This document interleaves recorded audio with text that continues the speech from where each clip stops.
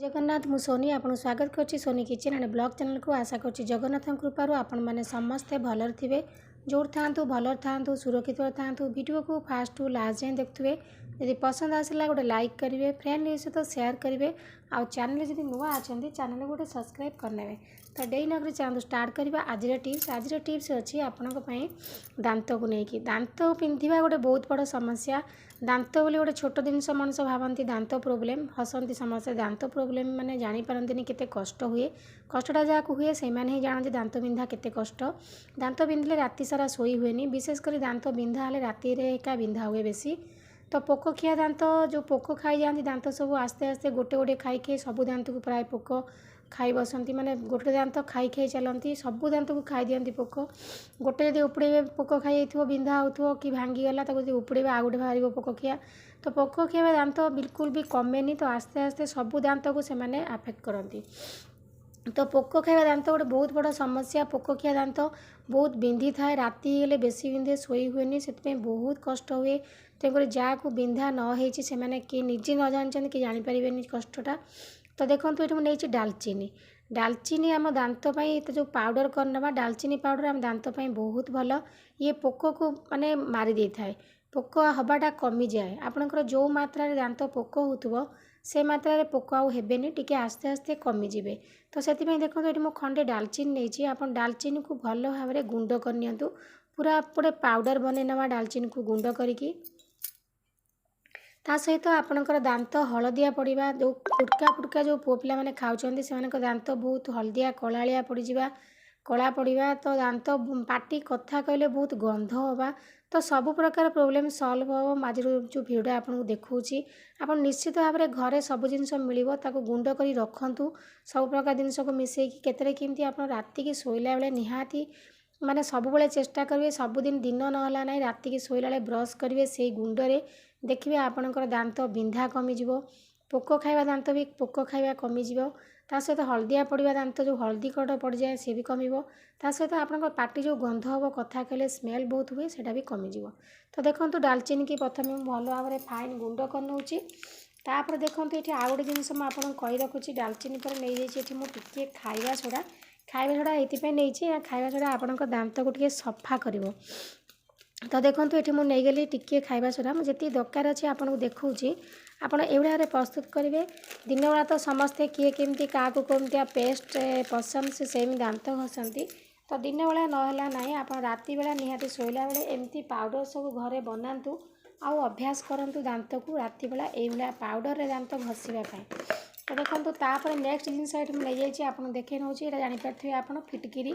फिटकिरी आप जानते पुओ पिला माने सेविंग हेले सब सेविंग पाकर रखती कहीं खंडिया हो जाए। तो फिटकिरी से माने गाल घसी था। खंडिया रक्त जगह जो सब खंडिया जगह जो है कि रक्त बाहर से बंद हो जाए, रक्त आ बाहर न थाए। ता सहित गाल जो सेविंग हो सारापर गालटा केमती लगी थाए। तो फिटकिरी घसी देवा द्वारा गाल बहुत माने टाइट हो सफ्ट हो भल लगे। गालटा आ धड़ हो लगभग से पुओ पिला माने फिटकिरी सब यूज करते सेविंग हो सारापर। तापर आप फिटकिरी को पानी पकई गाधेबे आपणकर देहरु दुर्गंध गंध दूर हो देह आपणकर गंध बिल्कुल हेनी। ता सहित फिटकिरी आपणकर दांत जिते बिंधा हो आप टिके उषुम पानी फिटकिरी टे पकई घाटी ने घाटी नहीं कुली करदे। देखिए आपणकर दांत बिंधा पूरा भल हो। तो ये मुझे फिटकिरी फिटकिरी को आप गुंड कर तार पाउडर प्रस्तुत करनी। से पाउडर आप खाଇବା सोडा टिके मिसई नियंतु। आपणकर दांत बिंधा कमिब। ता सहित पोक खिया दांत थाए पोक पुला मरजिबे आस्ते आस्ते पोक आ बेसी खाइबेनी। तो चलते फिटकिरी की आम गुंड करना आ डालचीनी की गुंड करना। देखो एबे मु फिटकिरी की भल भाव गुंड कर हाफ चामच नहीं गली खाଇବା सोडा, हाफ चामच नहीं जाऊँगी फिटकिरी गुंड।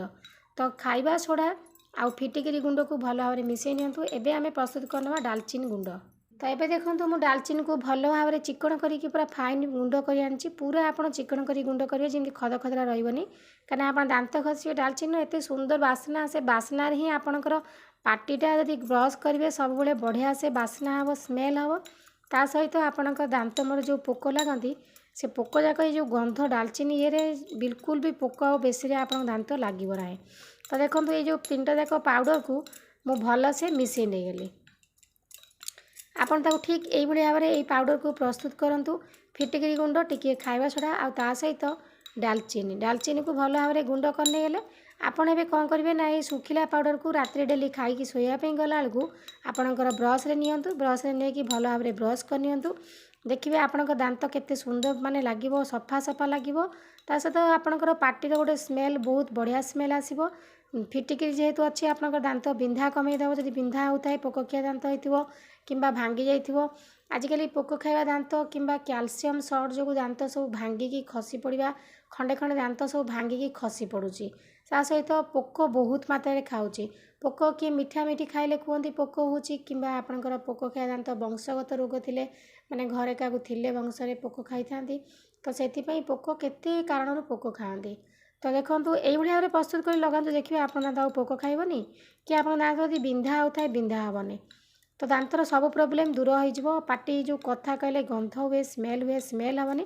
कहीं डालचीनी पड़ी बहुत बढ़िया बास्ना आसो तो यही पाउडर को आपड़ ये लेंबू 2-4 बुंदा पकईकि दांतटा भल भाव में घसी पारे ये पाउडर ना सुखिला पाउडर को घसी पारे किसी लोकंर लेंबू पकेले कौन हम ना दांत सड़ीज पुओ पिला आंबली बाजिले बहुत ये लगे तेणुकर से पुओ पिला लेंबू पकई पारे जदि अलग लोक मैंने किए घसबे माने गुटखा पान जो न खाऊे से लेंबू पकई पारे 2-4 बुंदा लेंबू ये पकई ने रस पकईकि ओदालिया करदे तापर आपको ब्रश नहीं कि घसबे नहेले आपणक लेंबू जो पार्टी आपणकर खटा खटा होगी संभाली पारना ता बिना लेंबू रे आपण ये पाउडर को नियंतु डेली रात शोला बेले ब्रश करके शुंतु देखिए आप दांत स्ट्रंग हवा सहित स्मेल गंध दूर हो सहित आप दांत पोकड़ा दांत थाए बिंधा होता है तो बिंधा भी दूर हो तो आशा करूँ आज टिप्स आपको पसंद आसो यदि पसंद आस लाइक करेंगे फ्रेंड सहित शेयर करेंगे आउ चैनल जब नुआ अच्छा चैनल गोटे सब्सक्राइब करेंगे भूलें तो आज मुझे रोची नमस्कार जय जगन्नाथ।